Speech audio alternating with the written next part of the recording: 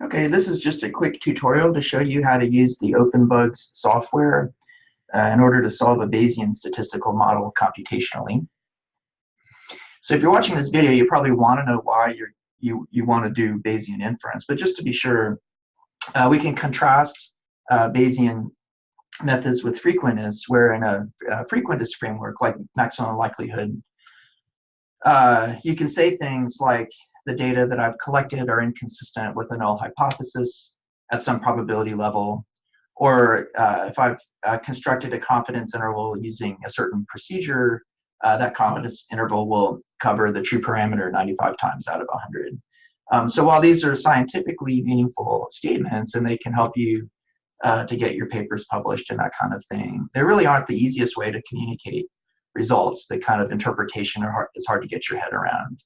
When really what you want to do is just say, what's the probability that my parameter that I've estimated is greater than 0? So like, what's the chances that my treatment effect is greater than 0?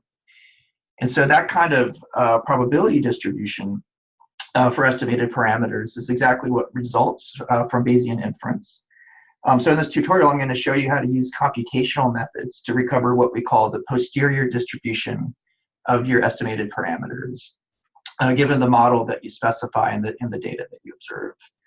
So what the procedure is going to give you is it'll give you some results. And one way to think about the results is like the figure that's in the middle of the screen here, which is a probability distribution for some parameter that we're calling beta.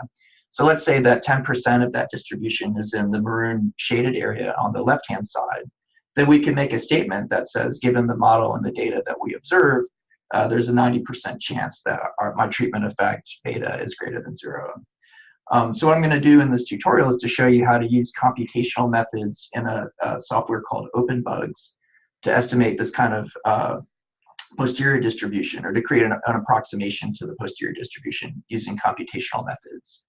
I just want to say for sure that this video is not a substitute for taking a class in Bayesian methods or even reading books in Bayesian methods. It's just really just a how-to use OpenBUGS. But I think sometimes if you kind of know how to use the software, that might motivate you and make it easier to move forward if you're interested in learning more about Bayesian statistics, Bayesian estimation.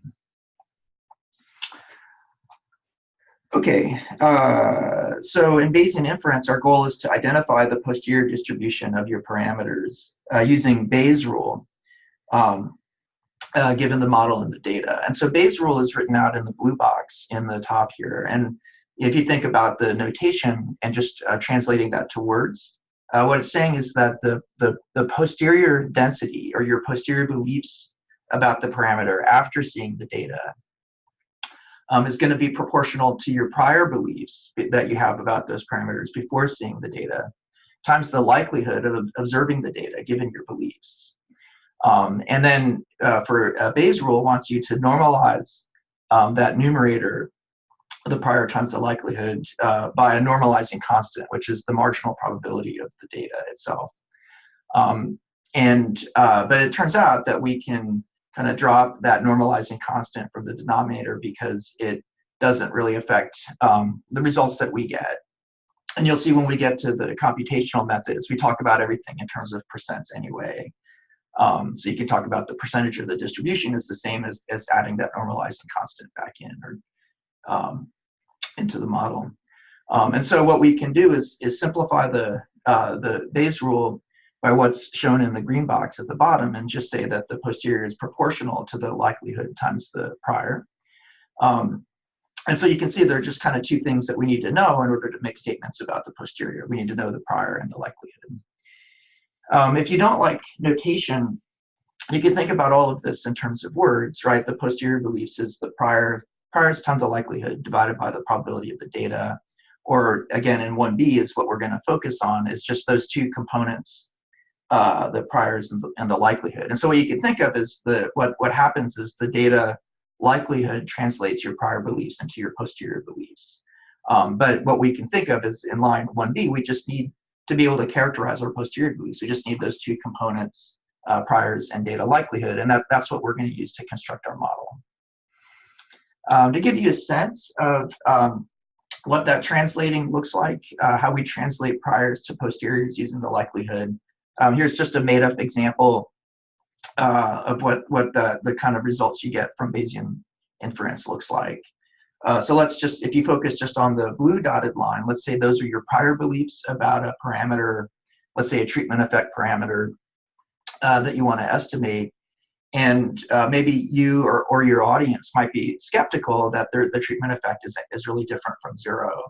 So your prior beliefs might be centered on zero, but then you don't really know what the true results are going to be. So it could be anything that's a hugely negative result to a hugely positive result, and could be anything. So what the blue line is doing is centering it at zero, but then saying that there's kind of positive probability for really any outcome. Let's say that. But then, once you observe your data and use Bayes' rule to update your prior beliefs to the posterior beliefs, you might get something that looks like the maroon density, which is saying after, given the model and after seeing my data, I now believe that my treatment effect is centered at 1, and it's almost certainly greater than 0 and almost certainly less than 2. So that's kind of what a posterior distribution of a parameter looks like, and you can make statements about, what's the probability that beta is in some interval around 1. Now you can use analytical methods, paper and pencil, to solve Bayes' rules sometimes, but in the general case, it's just hard to do that, and also in some ways limiting. And so it's just easier to make use of computational methods to create an approximation of the posterior distribution. And we're going to do that today, making use of OpenBUGS. There's other software too, if you're interested. If you're on the Linux platform, people use JAGS, and you can also check out Stan, which is something that's closely related to OpenBUGS. Okay, so let's do an example using simulated data. And so with this tutorial, I've included some files, and one of the files is a Stata file that generates simulated data that we're going to use to kind of benchmark our results. So, the nice thing about simulated data is we know what the results are supposed to be. So in the kind of data simulator I distribute, it creates some outcome variables, one of which we will focus on in this example, which is called X post 01. And that's kind of a weird name, but it makes sense given that there's a companion video that makes use of the other pre and post things that the simulator generates. But we're just going to use this funnily named dependent variable X post 01, which you can see in the simulator is distributed normally with a conditional mean UI and a common precision, which we're going to call tau. If you're new to Bayesian methods, you might not have heard the word precision before, but the precision is simply 1 over the variance. And so for whatever reason, people who do Bayesian work sort of work with precisions instead of variances. So you could think of a really big variance leads to a very small precision, and a very small precision, and a very small variance leads to a very big precision. So just take note of that. And then the systematic component of this, the regression, is shown in the second line. You can see in the simulation what we're pretending is that we have data collected from 3 different sites. And so this is just a normal regression, normal OLS regression, making use of 3 parameters. And then you can see the benchmark results that we're going to try to hit in the simulation. And you'll see that we're going to hit them almost exactly. Okay, so the first thing we're going to need to do is to be able to write down the model so that we can read the model itself into OpenBUGS. And so as I mentioned in that one of the previous screens, that the model just needs to have these 2 components, the likelihood and the prior. The likelihood follows from just as a description of the data generating process. Just like you would with any a frequentist kind of likelihood, like using maximum likelihood, you write down a likelihood that looks like that. And in this case, just like normal, we construct the likelihood under the assumption that the observations are independent, which in this case they are. But then what we also need to do, that's in addition to what you would do with maximum likelihood, is we have to state our prior beliefs about the parameters. And so first, focusing on the beta parameters, notice that we're characterizing our beliefs about them as normally distributed, centered at 0 with very, very, very small precisions. So you could think of that precision as essentially a normal distribution with a variance of 10,000. So if you were to draw that curve against a real line, what you would see is that it's essentially just a flat line that's just right along 0 across the entire real number line. And so what we say then is when we give prior beliefs that have very low precisions or very high variances, we say that those priors are uninformative. They're not really telling the model that much information ahead of time about where those parameters are actually located. So we call those uninformative priors. And then you can use any kind of distribution that you like to characterize your prior beliefs. The normal distribution is kind of common for regression parameters. But then for the precision parameter needs to be set to be it has to be constrained to be something that's positive. So in this case, we're using a flat uniform prior. People use other distributions like the gamma distribution or other distributions that force that parameter to remain positive. But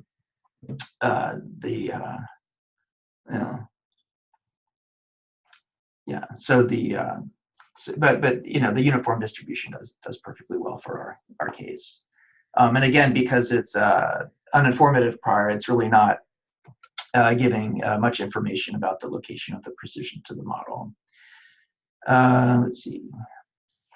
Okay, so once we have the model written, what we're going to do is read the model into some software that's called OpenBUGS, which stands for open. It used to be called WinBUGS, but then there's a new version that's meant to be sort of based on open source code. And the bugs part is Bayesian estimation using Gibbs sampling. And so what we're going to do is use Gibbs sampling to use simulation to create an approximation of the posterior distribution. And the way it's going to work is we're going to read the model into the OpenBUGS software, which again is just a characterization of the priors and the likelihood. And then we'll read in the data and read in some starting values to start this Gibbs sampling process, which is a Markov chain process. And what's going to happen is the Gibbs sampler, this Markov chain, is going to run for a while through the parameter space and kind of explore the parameter space until it finds a solution. And we'll know we're in the solution when that Markov chain locks into a stationary distribution where it's not kind of lurching kind of crazily through the parameter space, but kind of gets locked into a stable pattern. And I'll show you there's some tools inside of OpenBUGS that you can use to diagnose to make sure you're in a stationary distribution. But once you're locked into that stationary distribution, you can then just use the sampler to draw realizations from the posterior distribution of each of the parameters. So we'll essentially save a whole vector of these draws from the posterior distribution, and then we can use those vectors for each of the parameters to create an empirical approximation of the posterior parameter distribution. And we can make that approximation as good as we like just by increasing the number of draws from that distribution. And so the basic procedure here is going to be to run the simulation is to start the sampler at some arbitrary set of initial values. Let it run for a while until it locks into that stationary distribution, but discard those realizations because they don't tell us much.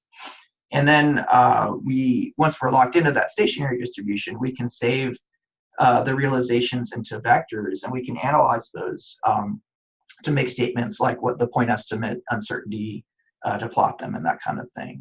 So just to be kind of concrete about this, these are just completely made up numbers. I just typed these numbers into a table to give you a sense of what the process normally might look at. So here, what I'm positing with these made up numbers is that I've fed in very arbitrary values for this to start the process at t0, and then I let the process go, and you'll see the numbers will kind of lurch around at first before kind of settling into a stable distribution, a stable pattern. And so, again, with these made-up numbers, what I'm pretending is that by the time I've got to the 10,000th iteration, the process is really locked into these kind of stable patterns. And then once I use my tools to make sure that I am locked into a stationary distribution, then what I can do is just save draws from that posterior distribution as vectors for each of the parameters, just sort of draw from the marginal distribution, posterior distribution for each of the parameters, and save those draws. And so what I end up getting is a vector of realizations from the marginal distribution for each of the parameters, which is the thing that I want to report. And then I can use these vectors of numbers to do things like, what's the average of the vector, which would be the point estimate for that parameter. The standard deviation of the vector would be our measure of uncertainty. That'd be analogous to like a standard error. And then again, I could use a histogram plotting function or a smooth density plotting function to give a picture of the full marginal distribution and what it looks like. And I'll show you how to do all of that inside of OpenBUGS. And so what we get is this vector of draws from the posterior distribution for each parameter. And then that vector of draws then becomes our approximation that we're going to use to report our results. And so again, you can do the mean and standard deviation. You can create 95% intervals of those draws would be like a kind of like a confidence interval. We can plot them and that kind of thing. And then the other thing that's interesting to note is that using one nice thing about this using these approximations is that it's really easy then to create distributions create sampling distributions of functions of the parameters. So let's say in your paper that you don't really care about the structural parameters beta naught and beta 1, but really the quantity that you care about. Again, maybe, for whatever crazy reason, you might be interested in the log of beta naught divided by 1 plus the sine of beta 1. Let's say that's what you want to report. Using maximum likelihood, it's actually quite difficult to be able to make statements about the sampling distributions of that function. But for Bayesian methods, it's just trivial. You just take the log of beta, the beta naught vector, the sine of the beta 1 vector, and then just do that function. And then the resulting vector that comes from that transformation is the sampling distribution of that function. So that's pretty cool. Okay, so ready to get into the software. And what we're going to do is just a 4-step procedure. So the first is we're going to write out the model, which again is just the likelihood and the priors, making use of OpenBUGS code. And I'll show you how to do that. And then we're going to use RStudio to export the data and a set of initial values as text files that we'll save locally. And then once we open up OpenBUGS, we're going to read in the model, which again is a text file. We'll check the syntax. We'll load the data from its text file. We're going to compile the model. Then we'll read in the initial values from the text files that we create in RStudio. And then we'll run the model for that burn-in period. Show you what it looks like once the model converges on the posterior distribution. And then we'll save a sample of the draws from the posterior. And then I'll show you how to, just within OpenBUGS, gives you some quick tools to look at ways to summarize the marginal distributions with plots and statistics and that kind of thing. So let's move on to taking a look at the model. So here's the model that I showed on a screen or two back, the model for the problem that we're working on. And so the first thing to note, just when you're looking at the syntax, you can see that OpenBUGS pretty much relies on the R syntax. So if you already know R, you should be in pretty good shape. It has some functions that are built in that you need to read about. But it's otherwise pretty much follows the R syntax. And so what OpenBUGS looks for, or what OpenBUGS looks for when you're writing out a model, is it looks through the text at the beginning of a file until it sees the first instance of the word model that hasn't been commented out. So we comment things out using hashtags, so it'll just simply ignore these comments. It finds this word model, and then it knows the model's about to begin. And so what it's going to look for is that the full model is going to be enclosed with an open brace and a closing brace, right? So everything inside is the model. And then notice what the model is composed of are those two things. There's a likelihood, which is in this region here, and then a prior, which is in this region here, or the set of priors, which are in this region here. So for the and so just some couple of things to note before we talk about the likelihood and the priors, that the model is reading in a constant, which is the number of respondents that are in the data set. And so you'll see when we get into R, what we're going to do is when we read out the data, we're also going to read out any constants that the model needs into the data set as well. So the number of respondents, in this case, we have 1,000 units in our simulated data. The other constant, just for this purpose, is I'm going to say the number of sites that are included in the data set. You could think of that generically as the number of exogenous variables, but it's just kind of keeping track of how many coefficients it needs to have priors for how many variables that you have in the model. Okay, and then the last thing is that we're going to read our exogenous variables, which are the two variables in keeping track of whether the unit is in site 2 or site 3 in a just a 2-column matrix that we're going to read out again from R into this 2-column matrix called sites. And so that's what that looks like. And then you could say that now otherwise you can just see that all of this is pretty much straightforward if you know R syntax. So the dependent variable, which again we're calling x post 01, is modeled in the likelihood as modeled normally with a conditional mean mu and a common precision that we call tau. And then, so that's kind of the stochastic component of the likelihood, and the systematic component is given for the conditional mean mu, which is just this function. That's the regression. And here, just if you're interested, you can read about the in-prod or the inner product function is essentially just taking the inner product of this vector and this matrix. And so in this case, the matrix has 2 columns, so this vector has 2 parameters. So that's just a generalization. So if you wanted to add variables or add sites, you could do that without changing the code. Okay, so that's the likelihood. The priors is just completely straightforward. We're specifying the constant beta naught as our priors are that it's normally distributed centered on 0 with this very low precision. We're collecting the 2 parameters beta 1 and beta 2 that are the structural parameters on the sites variable into this vector of parameters that we're calling beta 3. So you can see we're setting up this beta 3 is a 2 parameter vector where again each of the priors were centering on 0 and giving a very low variance, a very low precision, very high variance. And then for the precision parameter tau, we're as I mentioned, we're going to characterize our priors beliefs on that as a uniform and a very flat uniform distribution.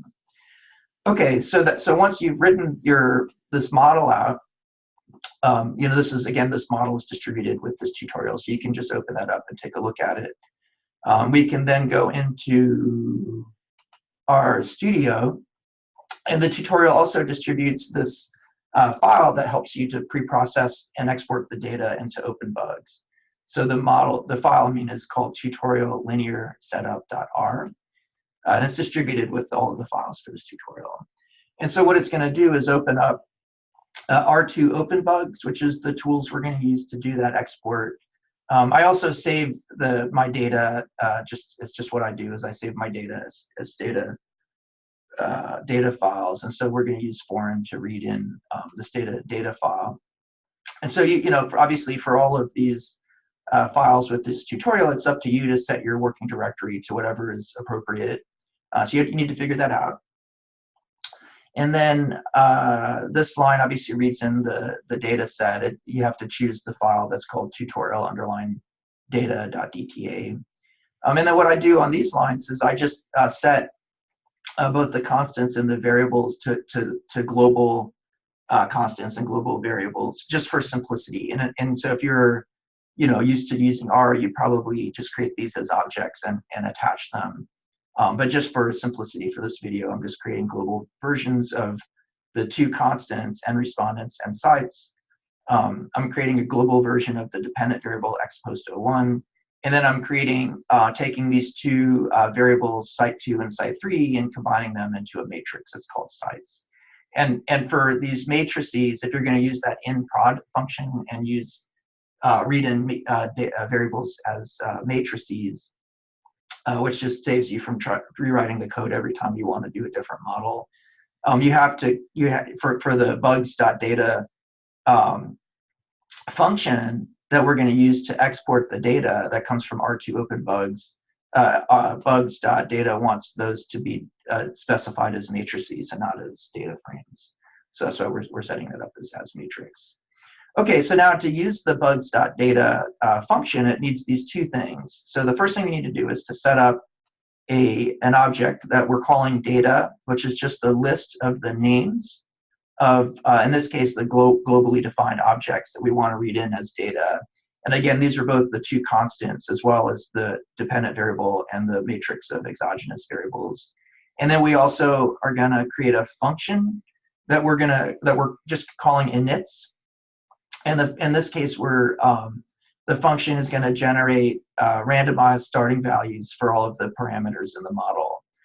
You can use whatever starting values you like, but there's just kind of normative reasons. Some of the diagnostic tools in OpenBUGS assumes that you're using you're assigning the initial values for the starting place for the Gibbs sampler using randomization. So it's good just to do that. That's up to you. And again, you just need to make sure you want to create these text files to output locally so you can read them into OpenBUGS. And so again, you just want to make sure you change the working directory to whatever is the correct one for you. And then the bugs.data exports these text files. So you can see the first line is going to use the data list to create to export the constants and dependent variable and the exogenous matrix to a file called data.txt. And then we're going to use the same function, bugs.data, but then itself called the inits function, which is going to create these randomized set of starting values for our parameters. And we're going to do that 3 times to create these 3 values, inits1, inits2, and inits3. And the reason is that you'll see once we're inside of OpenBUGS, we're actually going to want to run the model simultaneously 3 different times, so 3 different instances of the model, and starting those instances in different places in the parameter space. And if we can, and that way we can see whether the results, the Markov chains that result from the Gibbs sampling end up locked into the same distribution, the same stationary distribution, no matter where you started them in the sample space. And then we can be confident that we've actually found, the posterior distribution that we're interested in. So we have to run 3 different chains just to check that they all converge to the same stationary distribution. Okay, so anyway, so tutorial _linear _setup.r is what you use to export your data in and your starting values to save them locally somewhere on your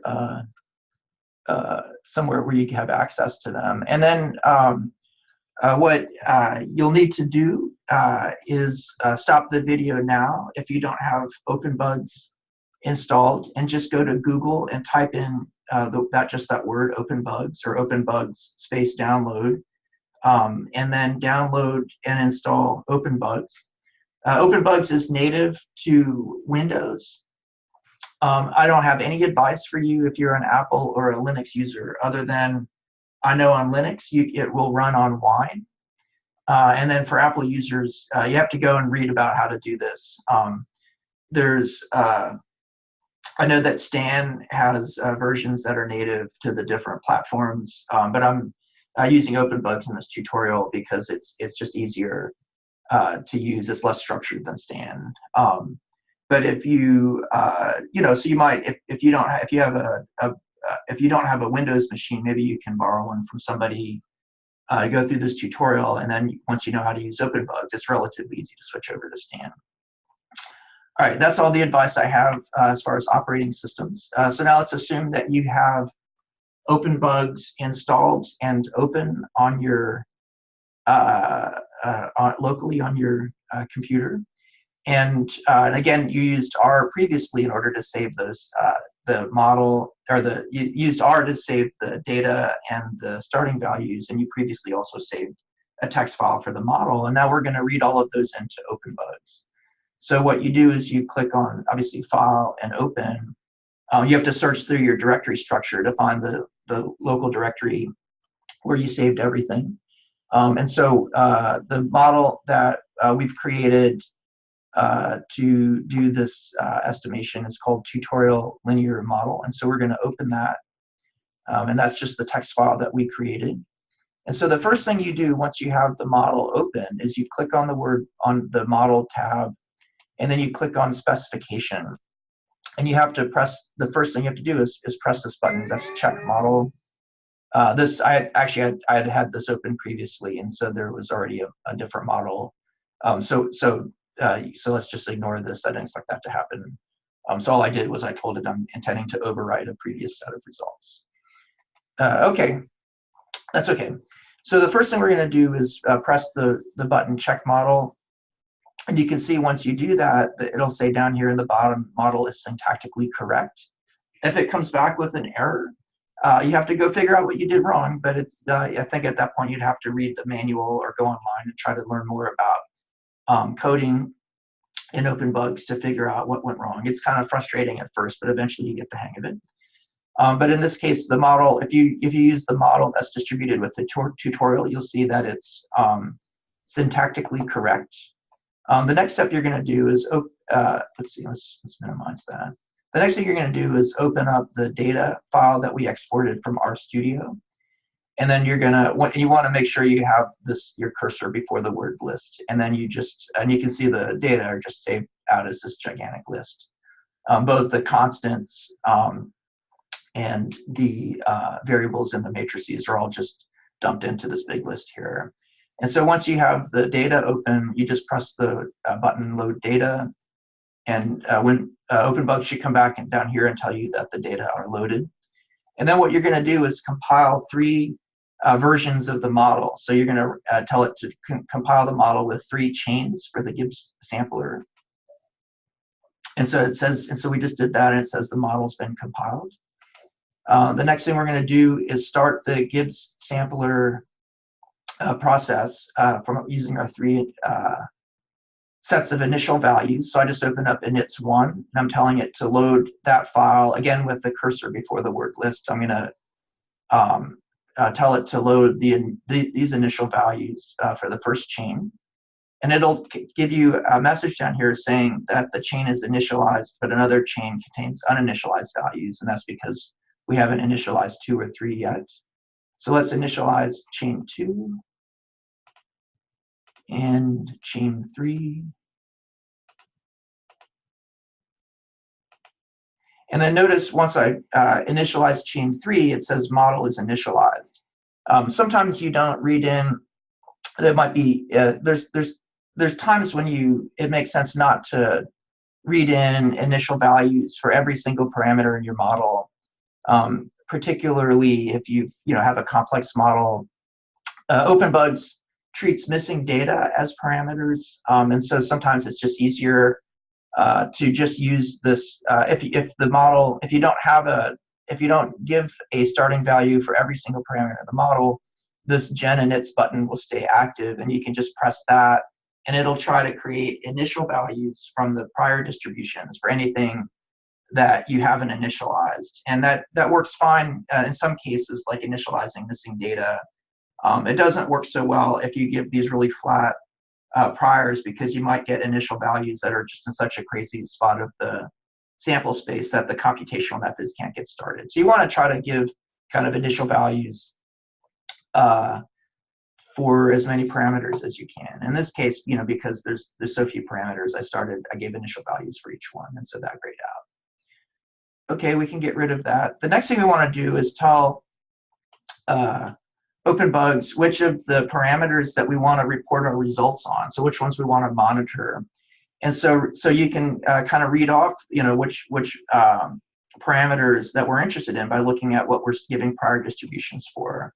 So we want to keep track of beta dot 0, and so you have to type in beta dot 0.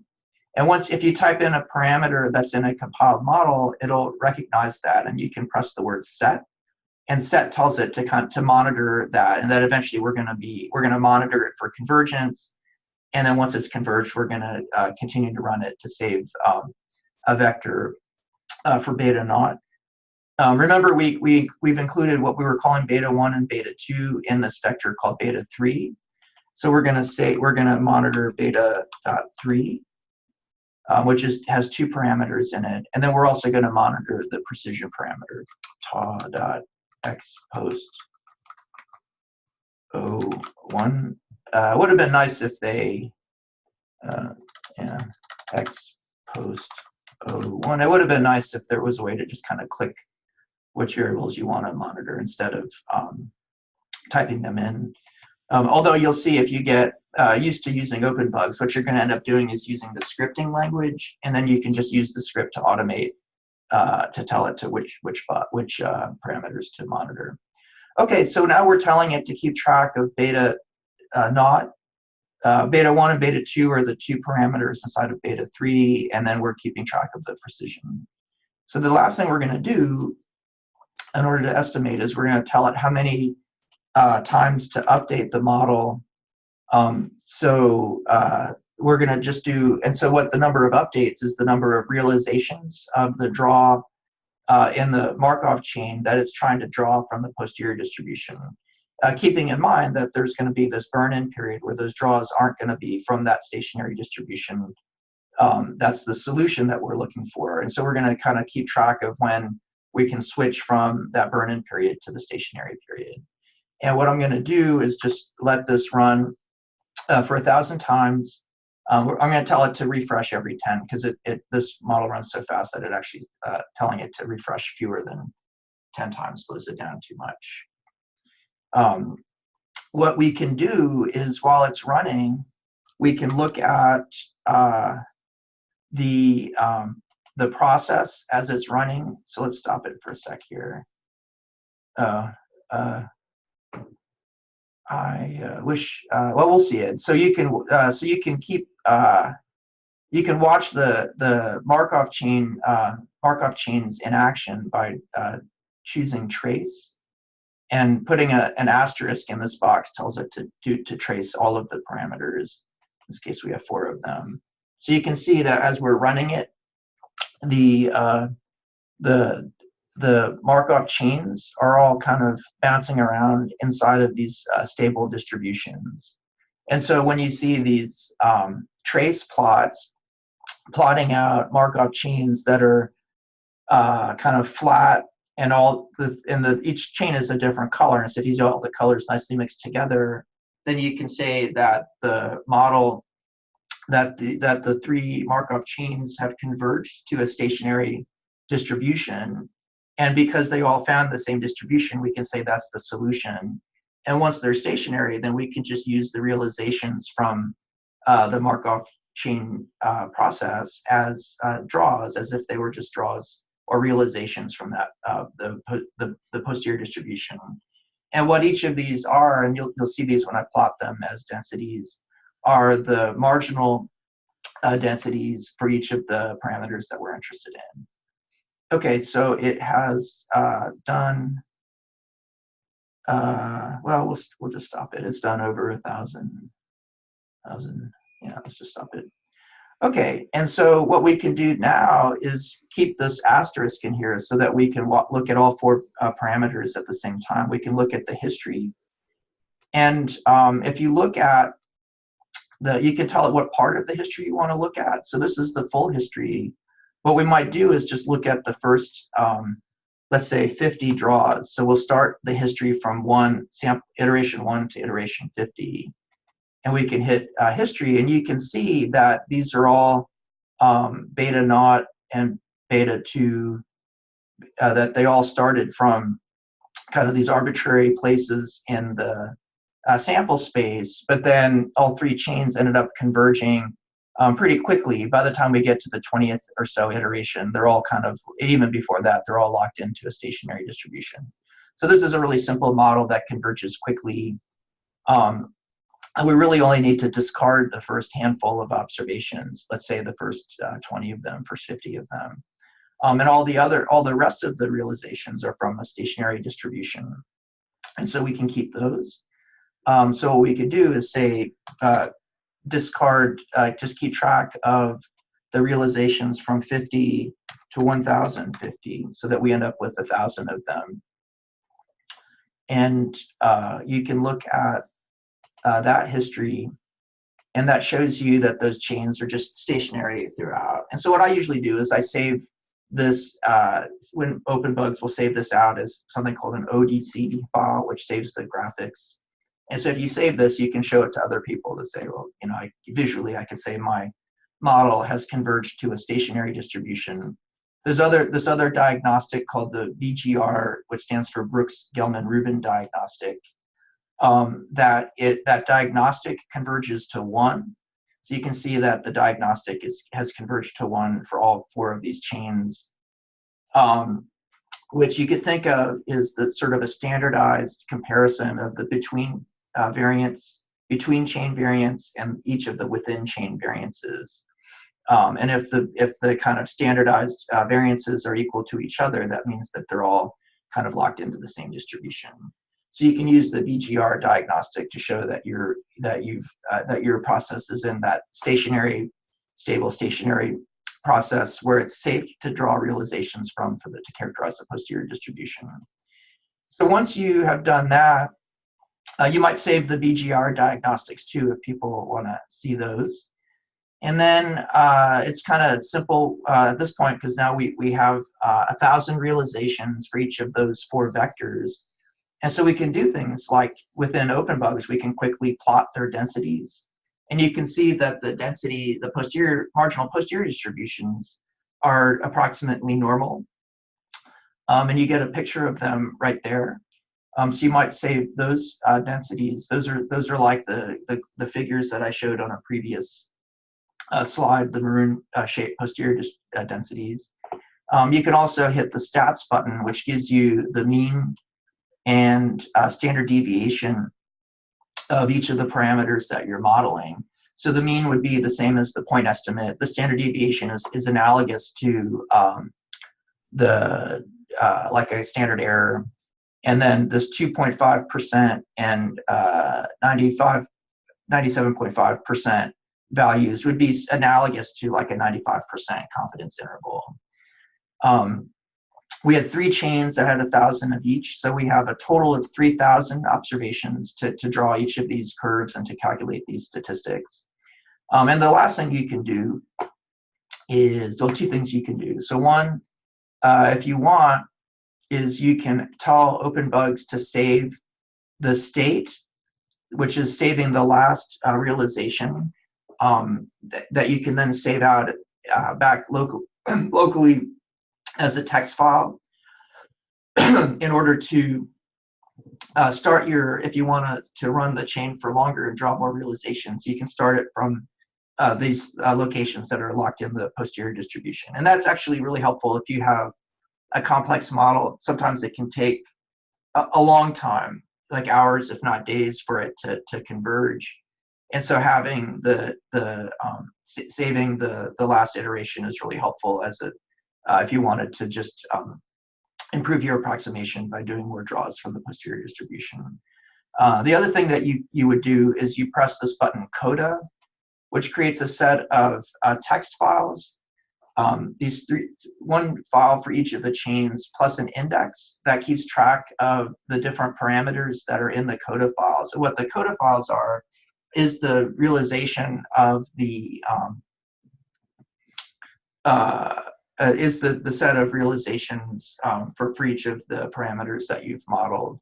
And so you could read these text files back into R and use R to do your plotting and analysis and summaries and so on. Okay, so, and there's tools to do that. OpenBUGS has a set of tools that enables you just to read those in pretty easily. So you should read that documentation. Last couple of quick things. The tutorial also has another model for that I've written that is for the exact same model, but this time for ordinal data, for ordered data. And so before the continuous variable we called x post O1, the post O1 is a recoded or sort of a cut version of that that transforms the values from the continuous underlying variable into a categorical variable that's has categories 1 through 5.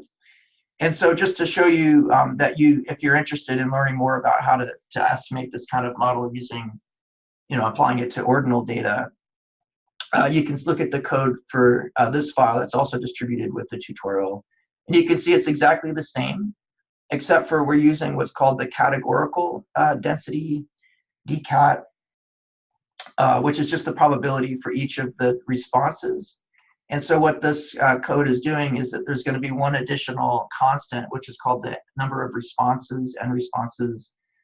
So if you have, so in this case, because we have 5 response categories, n responses is going to be read in as 5.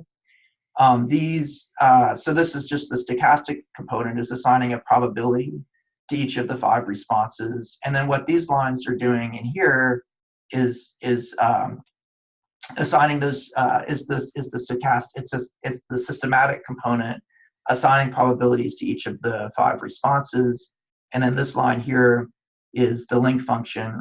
So in this case, I'm using a logit link function that translates the linear component to probabilities.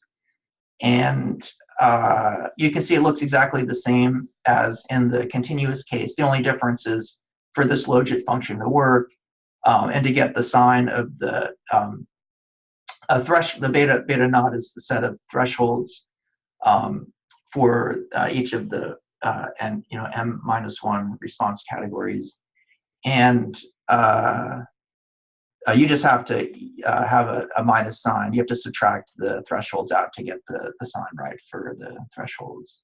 And then the only other difference here is that the priors are all the same, with the exception of the thresholds. I've written a little bit of code here to kind of automate setting priors for your thresholds, because if you change the number of responses, then you'd have to change the number of thresholds that you're estimating. And so for here, these lines here, what they do is they create the first threshold at -1, the last threshold is at 1 for your prior, and then this code in the middle is just evenly distributing however many other thresholds that you need. So if there were 5 response categories, you need a total of 4 thresholds. And so this middle code kind of spaces those in between -1 and 1. It doesn't matter too much what priors you're giving it, because we're giving the thresholds a low precision. So in this case, it's a normal distribution with variance 10. And so it doesn't really matter too much, but what really does matter is that they're correctly ordered, that the lowest one is lowest, the highest one is highest, and that as the model is updating, that they don't cross over each other. So in order to make that work for an ordered model, like an ordered logit model like this, we use this constraint function called I that tells the process not to cross over the boundaries. And so here, what I'm saying is that the first threshold can't be lower than -5, which you can change to whatever you want, but -5 is always pretty much always small enough. And then it's saying you're not allowed for the first threshold to go across the second threshold. And if you look at the code, you'll see that what the I's are all doing here is just making sure the thresholds don't ever cross over each other. And then if you do that, then the process just runs and is able to estimate the different thresholds, whatever they turn out to be. Okay, and then the other thing to note is the tutorial file also distributes code that enables you to read out the data and initial values for the ordered model. It's called tutorial underline ordinal underline setup.r. And you can see it's all exactly the same, with the exception that what I do just for simplicity is I read the thresholds out as constants, and it doesn't really make any difference if one of your parameters is read out as a constant, it still counts as kind of starting the process in different parts of the state space. And then reading it out as constants is just a little bit easier, because then you know that because the initial values can't cross each other either. So this way you know you're getting the ordering for the initial values for the thresholds in the right sequence. And that's it. So now you guys know how to use OpenBUGS, and I just want to close with just a couple of bits of advice. So one is you do want to make sure you run multiple chains, 3 or 4, in order to make sure that you've converged on a stationary distribution. And really take a look at that carefully. Using the BGR diagnostic is good, but really looking at the figures, those what are called caterpillar figures, to show that you have kind of that the distribution is flat, it's completely stationary and well mixed. And that the best way to do that is to actually look at those caterpillar plots to make sure they look good. Just a quick note that in OpenBUGS, you cannot have missing data on right-hand side variables, but you can on left-hand side variables. So if you have missing data on the left-hand side, it just treats that as another parameter to estimate. And and then if you were to read more about Bayesian estimation, you'd see that that is correctly propagating your uncertainty of the missing data under the assumptions of the missing data correctly through the model. But you just can't have missing data on the right-hand side, so you have to do something about that. And then just read things like read the manual, read Gelman and Hill, which is a good introduction. There's a bunch of books on Bayesian estimation that you can check out. And then if you once you start using OpenBUGS more regularly, you'll want to use the scripting language, so don't need to kind of click each of those menu items. You can have some of it sort of automated. And then finally, if you want, you can use the OpenBUGS, the R2 OpenBUGS package, which is packaged with this BRugs library, in order to kind of automate all of this in the sense that you can use OpenBUGS, or you can use R2 OpenBUGS in order to call OpenBUGS from inside of R. So what happens is you execute the function inside of R2 OpenBUGS that runs an OpenBUGS model. Then R will freeze up, it'll call OpenBUGS, it'll run your process, and then when it's done, it dumps the results automatically back into R for analysis. So that makes it look kind of like a package, but I caution you when doing that, because in the example I gave here is a really simple one. It converged really quickly, and you're pretty much, for doing a simple regression, you're almost certain to run in not to have identification problems or other empirical problems that can cause your model to diverge. But for any kind of moderately complex to complex model, it's common that on your first try, the model will simply diverge, and something will have gone wrong. Either you have something wrong with identification inside of your model, or there's just some empirical identification problem from your data that just causes the computational methods not to work, and so for the process to diverge. So I just kind of just maybe caution you against trying to automate things inside of R, and instead to use the tools like I showed you to read out all the files and to interact with OpenBUGS directly, just so you can monitor convergence, particularly if it's the first time that you're running a model. Okay, well, thanks for watching the video, and I think that once you know how to use OpenBUGS, it makes it a bit easier to then go and read some more about Bayesian methods, because at least now you know you can do it, and you just have to figure out what's happening while you're doing it and why it's happening. And that's a bit easier once you know that's something that you can actually do. So I hope you've enjoyed this video, and good luck.